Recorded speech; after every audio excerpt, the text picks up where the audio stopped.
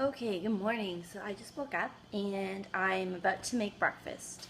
So breakfast tends to be one of the harder meals of the day for people to really have a solid routine with. That might be because we're running out the door, we're very busy, we have busy lives, etc. And shorter time frame in which to prepare such a meal. But breakfast really is one of the most important meals of the day. Why? Is because it really sets the precedent for how our body decides to metabolize things throughout the course of a day. Now, over time, this contributes largely to our overall digestion, implicating different areas such as our blood sugar, weight, our mood, metabolism, etc. Okay, so our body works on a bit of a cycle. It's highest functioning and optimal in the morning, right? And then it tapers off throughout the day. So that being said, having a substantial meal at the beginning of the day after you've fasted for about 7 to 8 hours is really the best way to give your body a good start.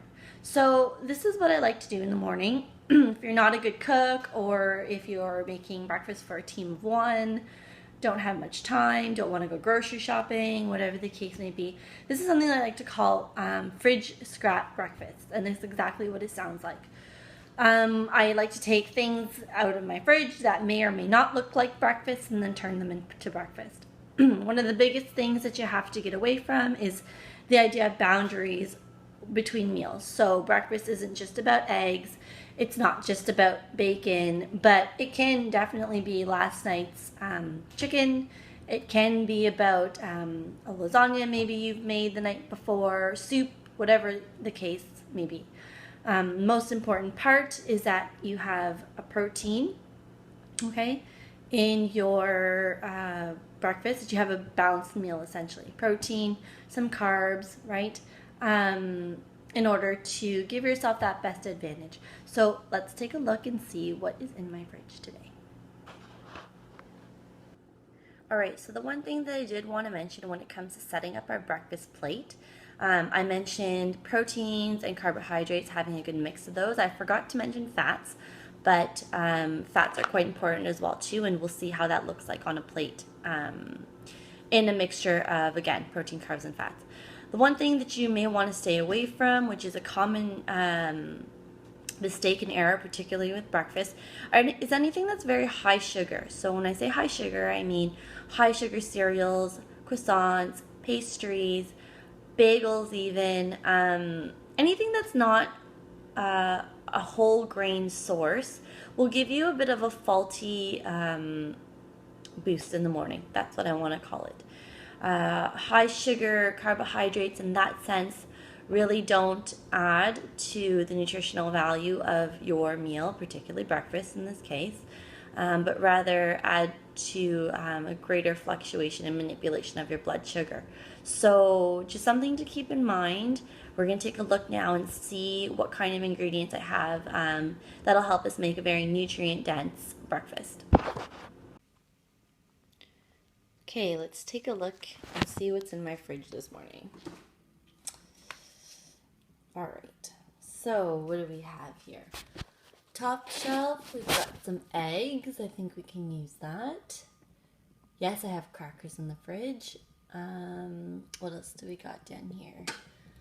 Got some baby spinach. I think we can use that. Some cheese. Almond milk. It's behind here. Let's move this over.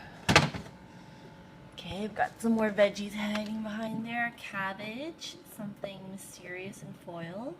I don't know what that is. And some more greens too, and some tomatoes. Got some Greek yogurt, some chicken breast, sweet potato. What's down here? Some apples. I think that might be a grapefruit. Okay, so this is my fridge today. Let's see what we can do with this.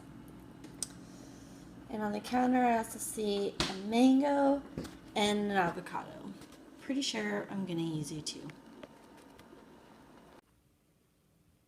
All right, so here's my fridge scrap breakfast for today that I made from the items that you just saw in my fridge. This took me 13 minutes to make in total. So let's go through each item one by one.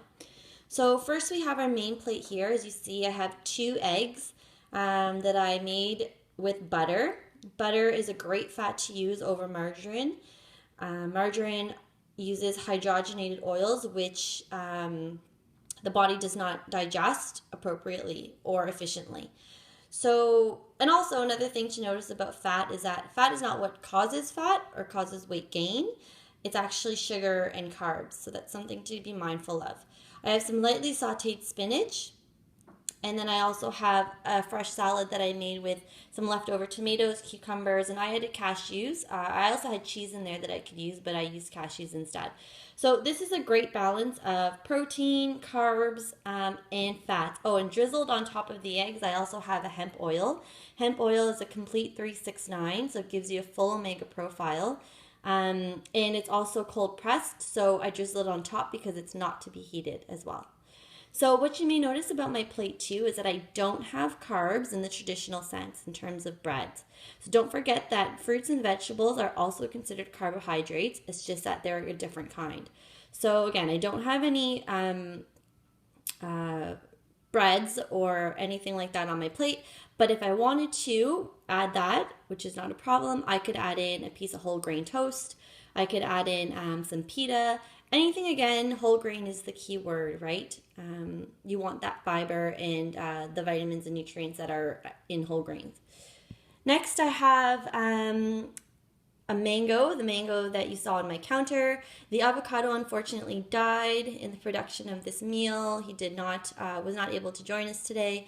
But I do have some Greek blueberry yogurt. So per serving, Greek yogurt is a great source of protein as well. 14 grams per serving, and that's a lot, especially for breakfast size. So that's a really good thing to consider. And then the cup is always full cup.